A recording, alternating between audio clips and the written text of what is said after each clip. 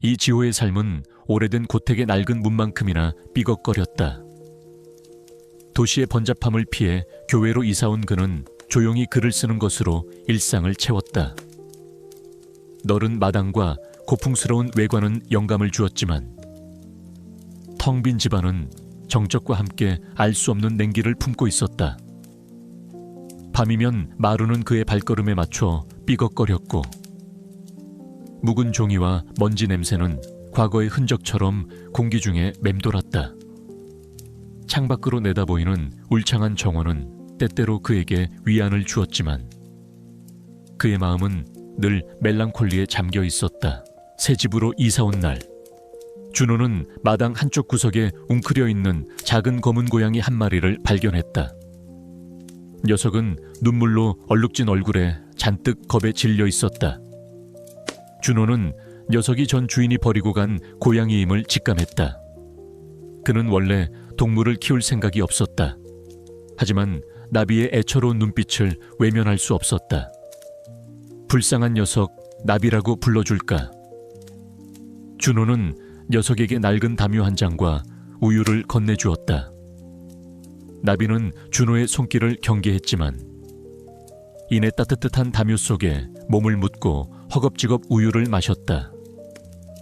나비는 준호에게 그림자처럼 따라다니는 충직한 반려묘가 되었다.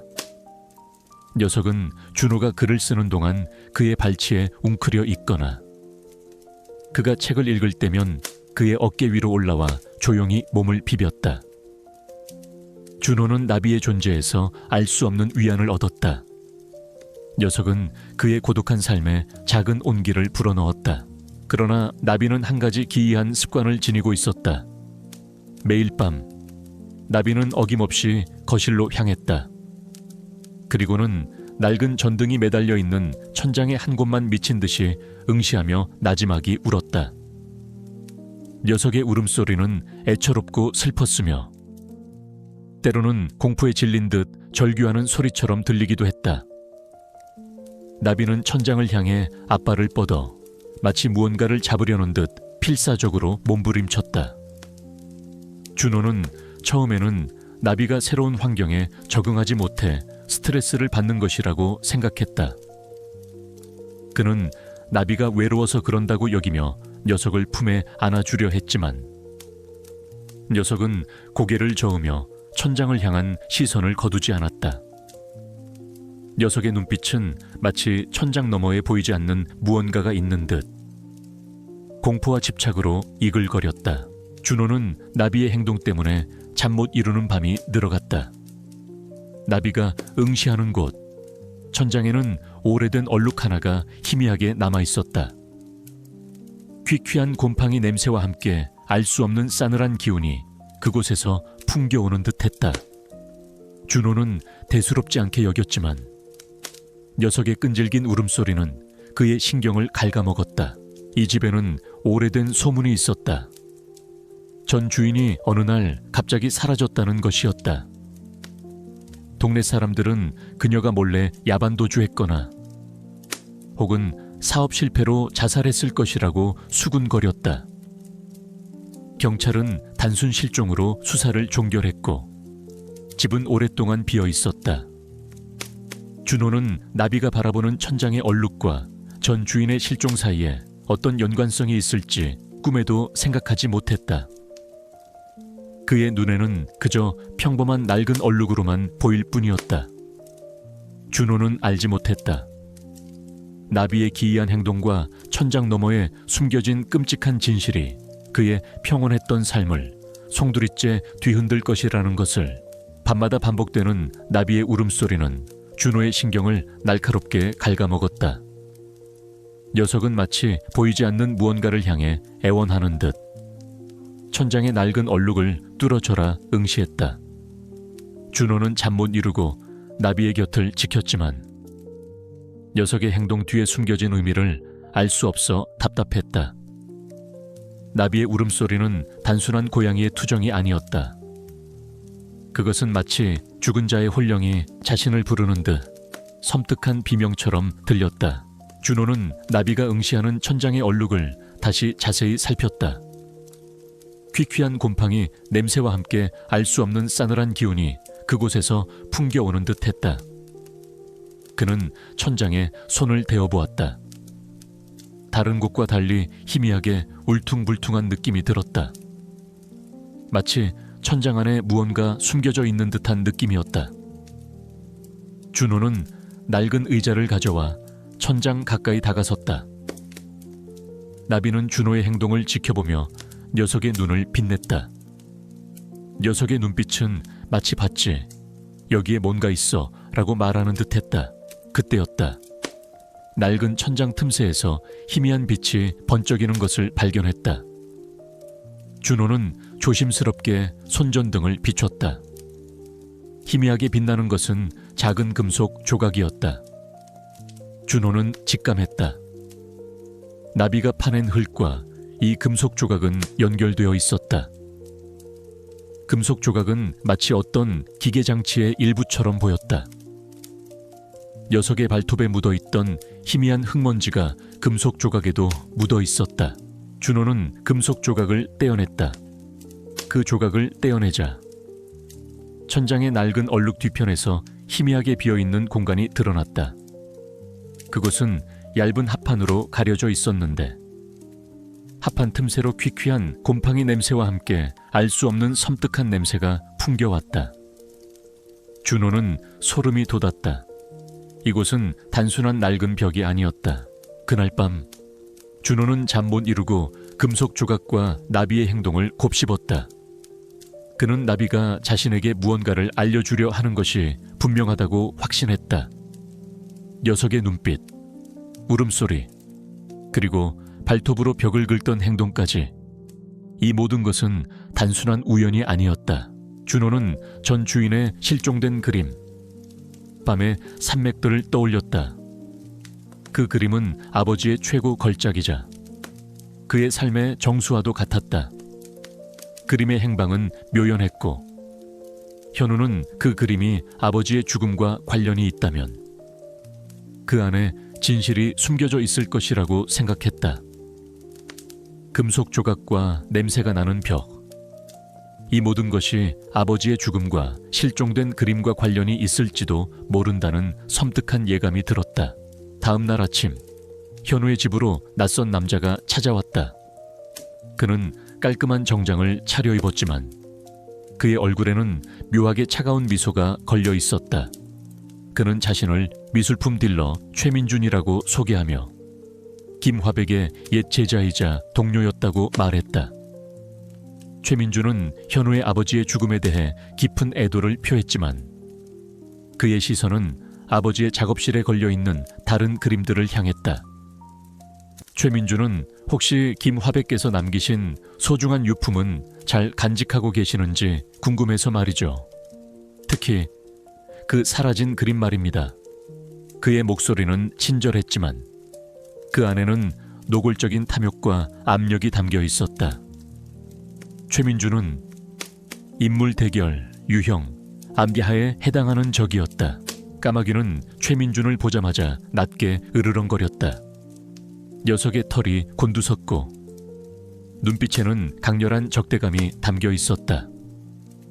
최민준은 까마귀의 반응에 살짝 인상을 찌푸렸다. 새 주제의 감이, 그는 비웃듯이 말하고는 유유히 사라졌다. 최민준이 떠난 후 현우는 까마귀를 꼭 끌어안았다. 까마귀의 행동, 벽의 금속 조각, 그리고 최민준의 위협, 이 모든 것이 거대한 퍼즐처럼 맞춰지기 시작했다. 아버지의 죽음은 단순한 병사가 아니었다. 최민준이 이 모든 일의 배후에 있음을 현우는 직감했다. 까마귀는 자신을 향한 적이 누구인지 정확히 알고 있었다. 현우는 이제 자신의 목숨과 까마귀의 안전, 그리고 아버지의 마지막 비밀을 지키기 위해 어둠 속에 숨겨진 진실과의 싸움을 시작해야만 했다. 벽 너머에 모든 답이 숨겨져 있을 터였다.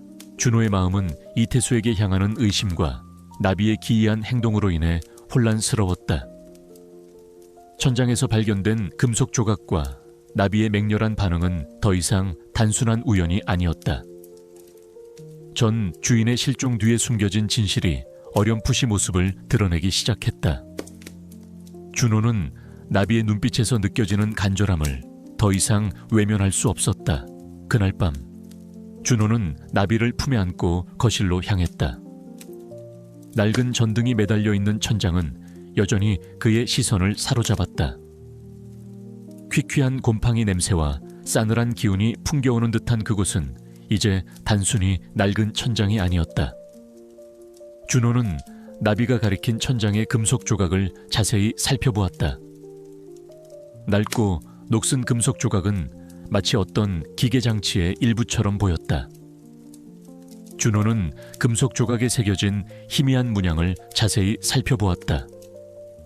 그는 그것이 전 주인이 사용하던 특수 카메라의 부품과 비슷하다는 것을 어렴풋이 기억했다. 전 주인은 유명한 사진 작가였고 오래된 카메라와 장비들을 소중히 다루곤 했다. 그들이 금속 조각에 집중하는 동안 나비가 천장의 낡은 얼룩을 향해 앞발을 들었다.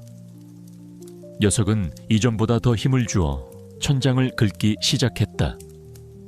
쓱! 쓱 낡은 천장에서는 희미한 흙먼지가 쏟아져 내렸다. 희미한 자국이 남았다. 그 자국은 마치 어떤 그림의 일부처럼 혹은 글자의 조각처럼 불규칙하게 이어져 있었다. 준호는 직감했다. 나비는 단순히 화가 나거나 슬퍼서 그런 행동을 한 것이 아니었다.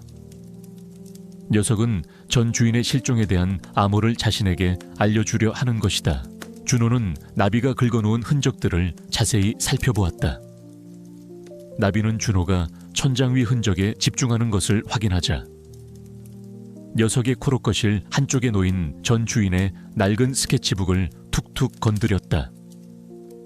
스케치북에는 전 주인의 일상적인 그림과 함께 알 수 없는 지형도와 기호들이 빼곡하게 적혀 있었다. 나비는 다시 흙이 묻은 발톱으로 스케치북에 그려진 지형도 중 특정 지점을 긁었다. 녀석의 행동은 마치 그 지점이 어떤 의미를 지니고 있음을 암시하는 듯했다. 준호는 나비가 가리킨 기호들을 종이에 옮겨 적었다.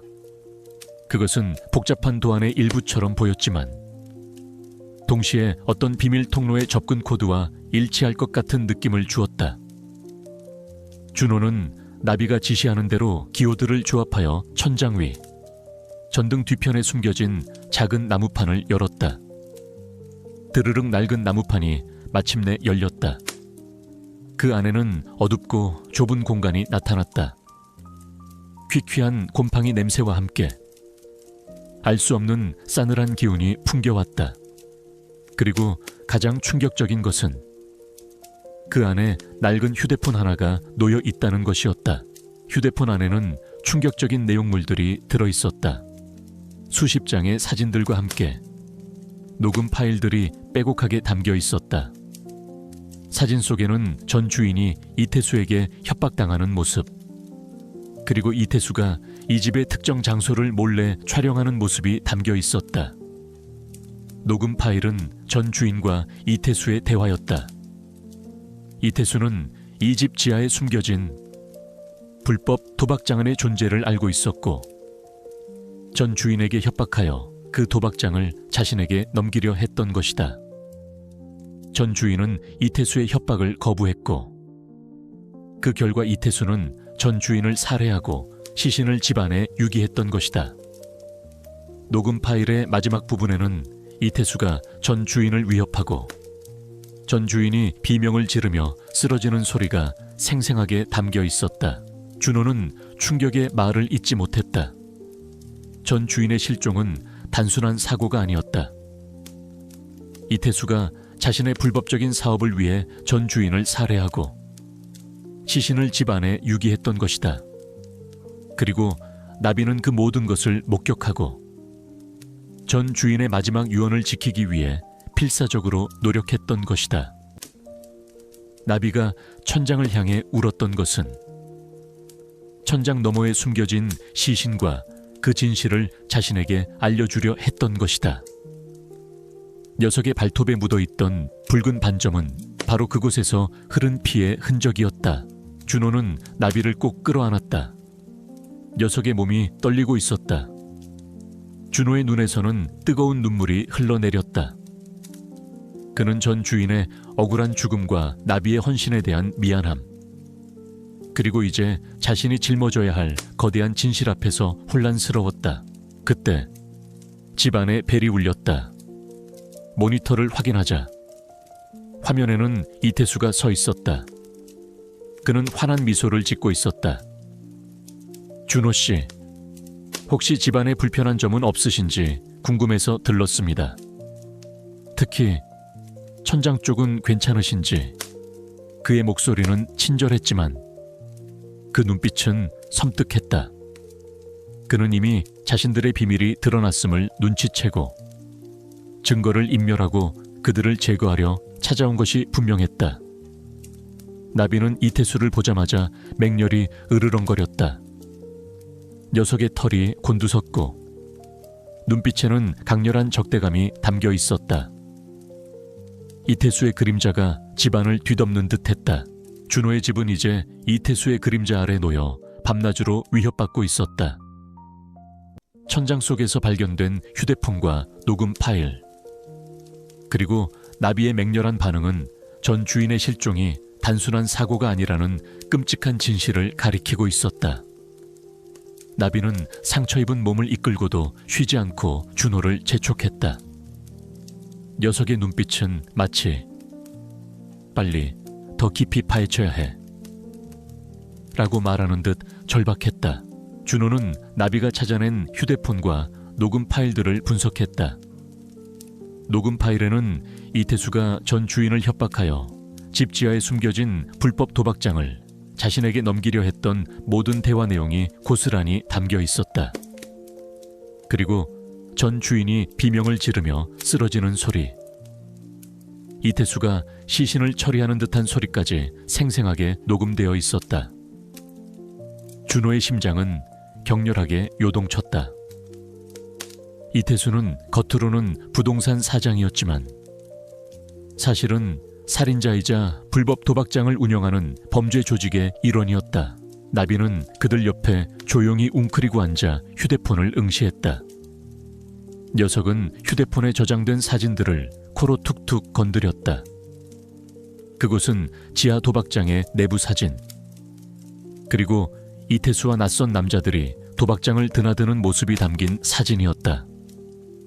나비는 녀석의 발톱으로 사진 속 특정 남자들의 얼굴을 긁으며 그들이 범죄 조직의 일원임을 암시하는 듯했다. 나비는 이 모든 것을 지켜보았고 특수 카메라로 촬영까지 했던 것이다. 준호는 나비의 지능적인 행동에 다시 한번 경악했다. 나비는 단순한 반려묘가 아니었다. 녀석은 전 주인의 죽음의 진정한 이유를 알고 있었고 이태수가 숨긴 모든 범죄의 증거를 보여주려 했던 것이다. 나비의 눈빛은 우리가 볼 수 없는 집안의 깊은 곳, 즉 이태수가 숨긴 진실의 심연을 보고 있었던 것이다. 그때였다.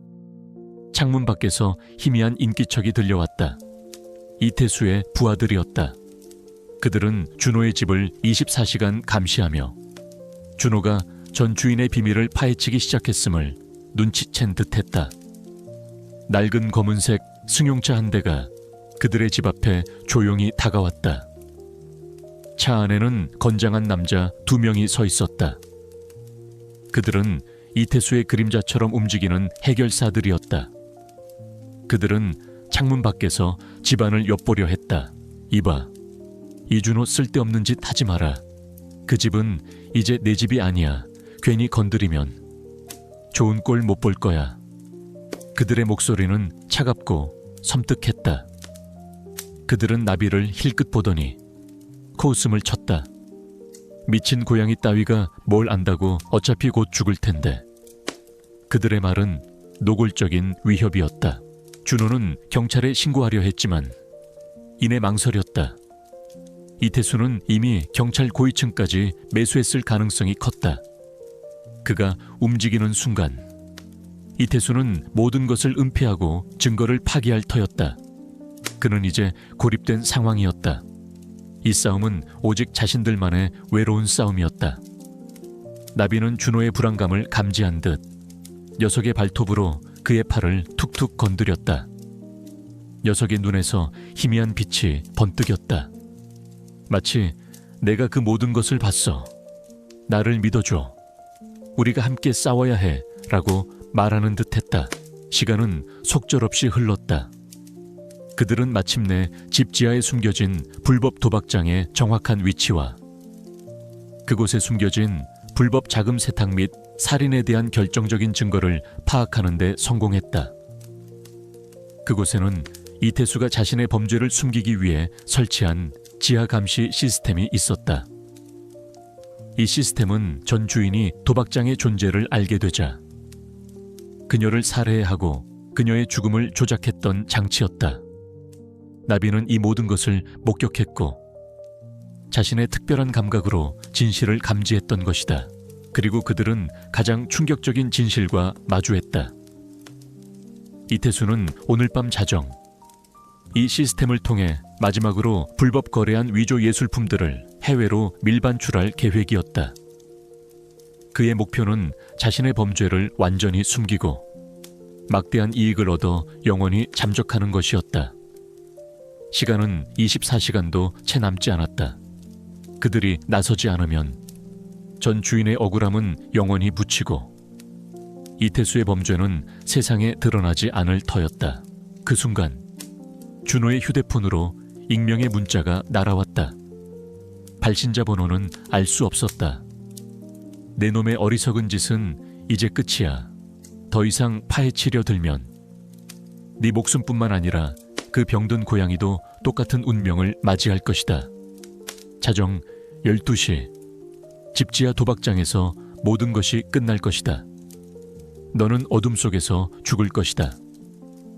문제는 나비가 집 주변을 맴도는 사진과 함께 집 지하 도면에 D-Day라고 적힌 표식이 첨부되어 있었다. 이태수는 그들의 움직임을 이미 알고 있었고 그들을 함정으로 유인하고 있었다. 준호는 경악했다.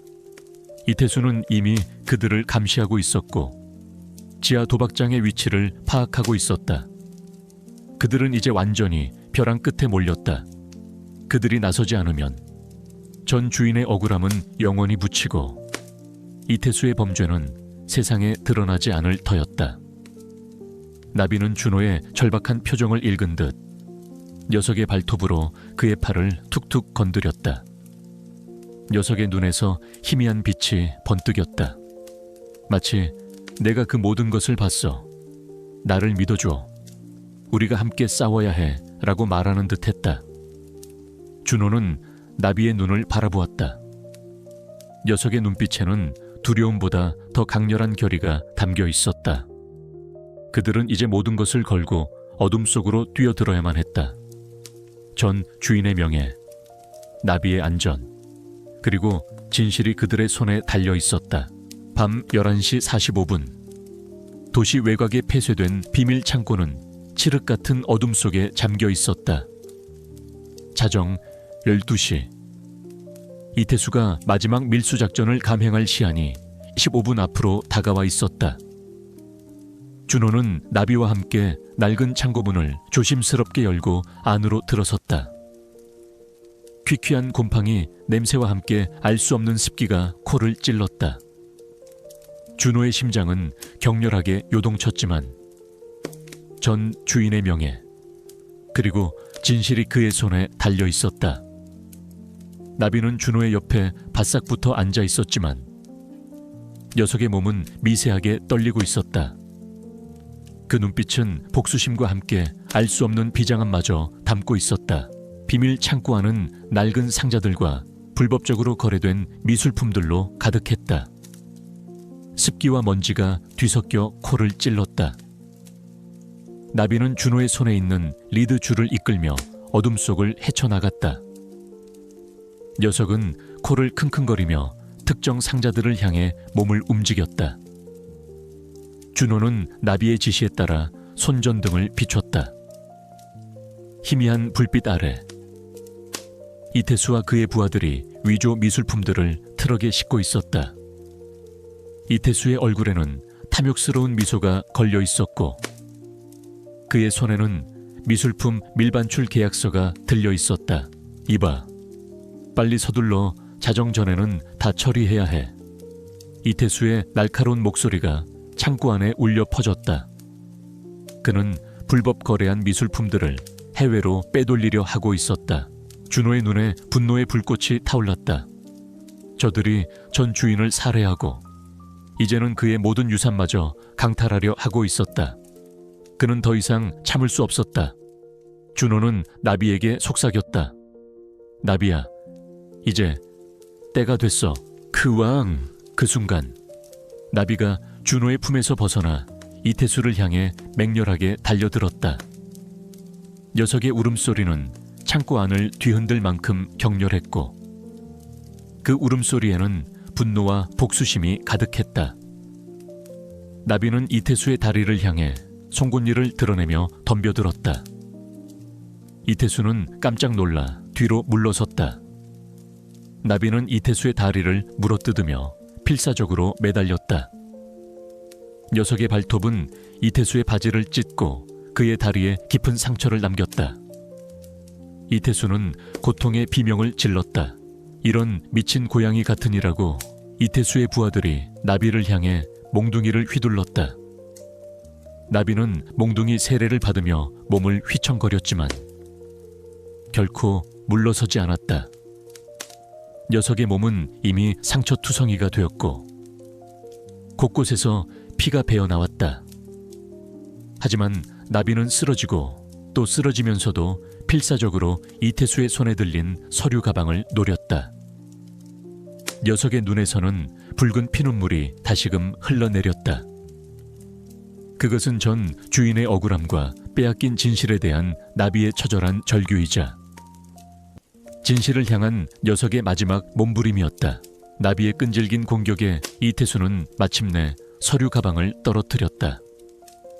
툭 서류 가방이 차가운 바닥에 떨어지는 소리가 밤의 정적을 갈랐다. 그 사이 준호는 이태수에게 달려들어 그의 손에서 서류 가방을 빼앗았다.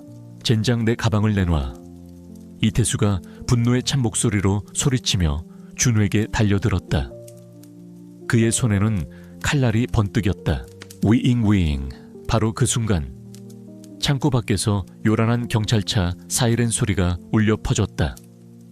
준호가 미리 경찰에 연락을 취해둔 것이다.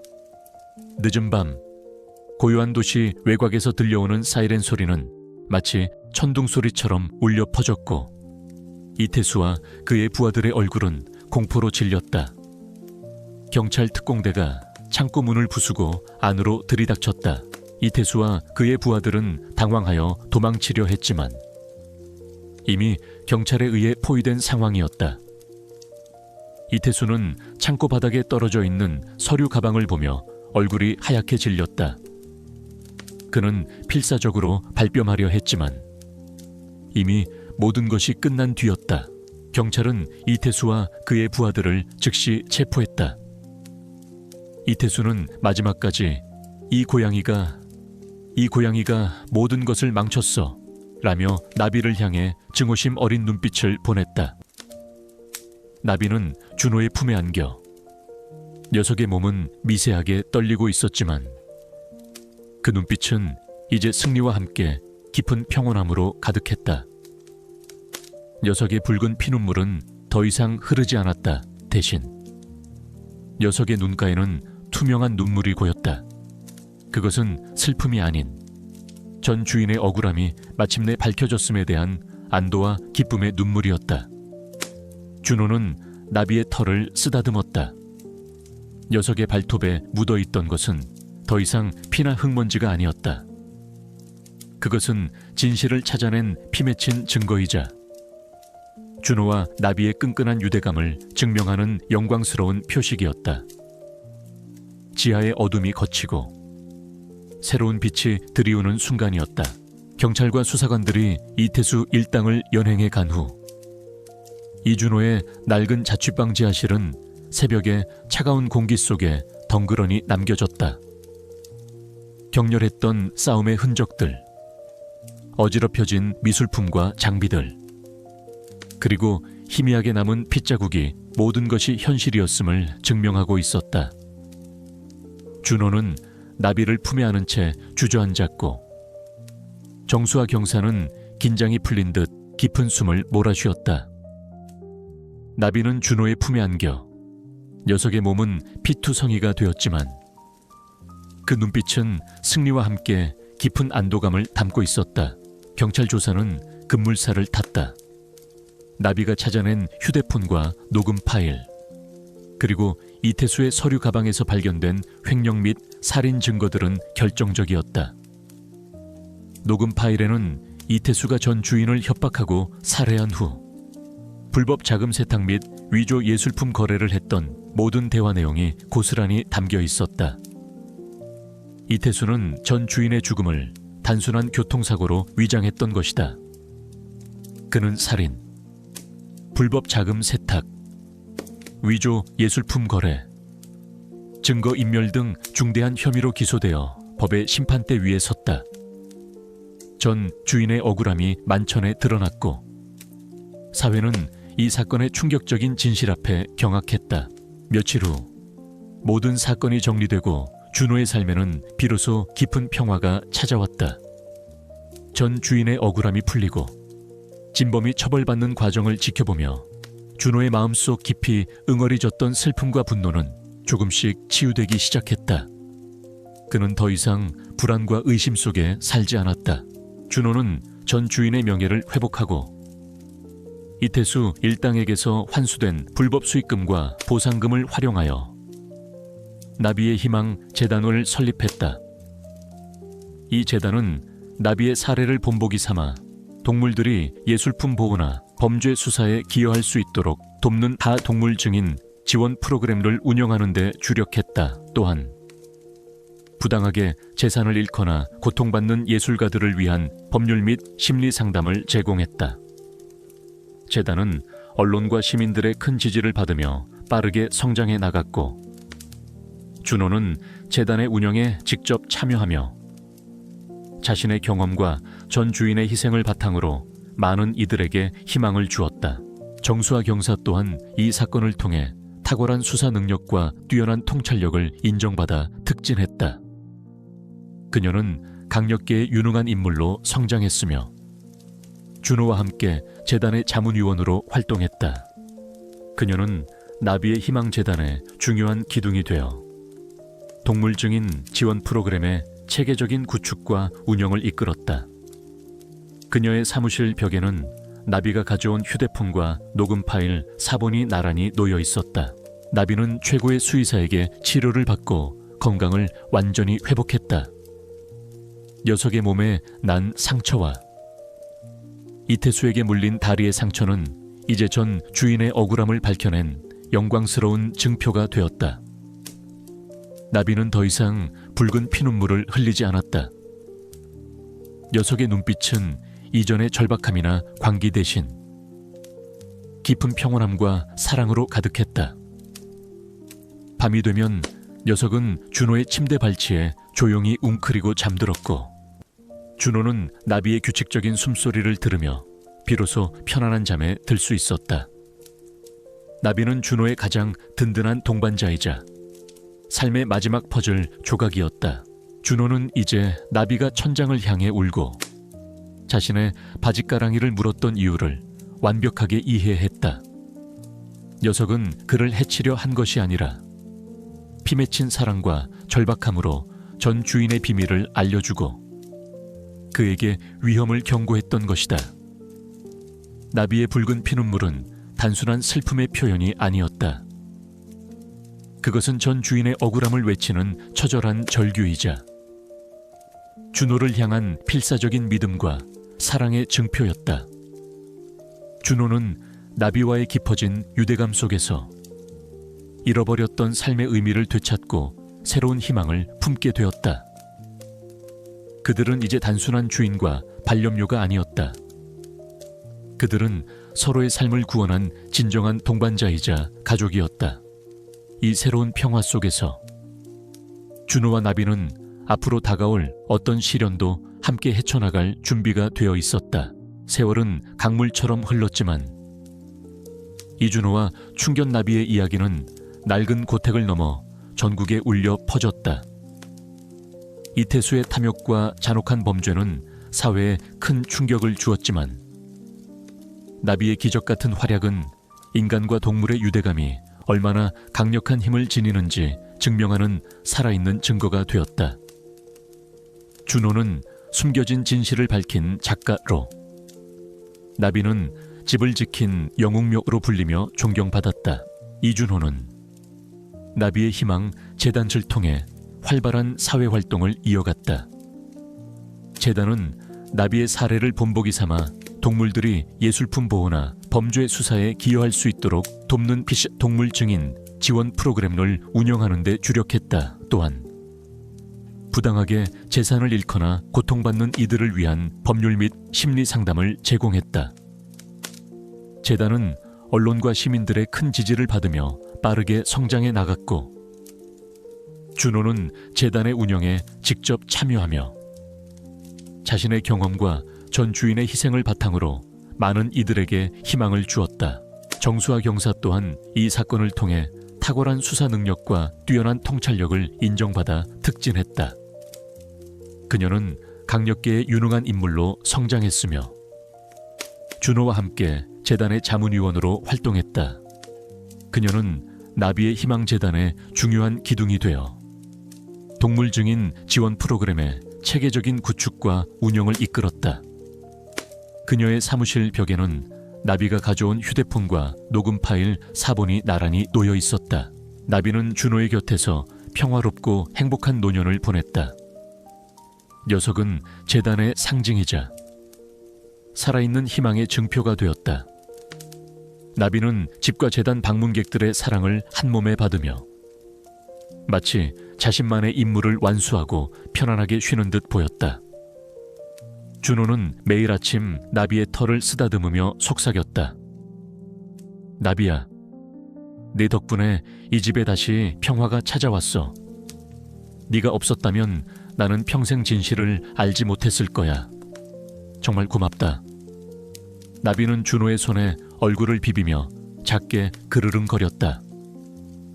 녀석의 눈빛은 이전의 절박함이나 광기 대신 깊은 평온함과 만족감으로 가득했다. 매년 봄, 재단은 준호의 집 마당에서 나비의 평화축제를 개최했다. 이 축제는 나비의 용기와 헌신을 기리고 동물 보호의 중요성을 알리며 부당하게 고통받는 이들에게 희망을 전하는 뜻깊은 행사였다. 축제 날이면 전국 각지에서 수많은 사람들이 준호의 집을 찾아와 준호와 나비의 이야기를 듣고 희망을 나누었다. 준호는 축제에서 직접 연설하며 자신의 파란만장했던 삶과 나비가 가져다준 기적에 대해 이야기했다. 세월이 흘러 나비는 준호의 품에서 조용히 눈을 감았다.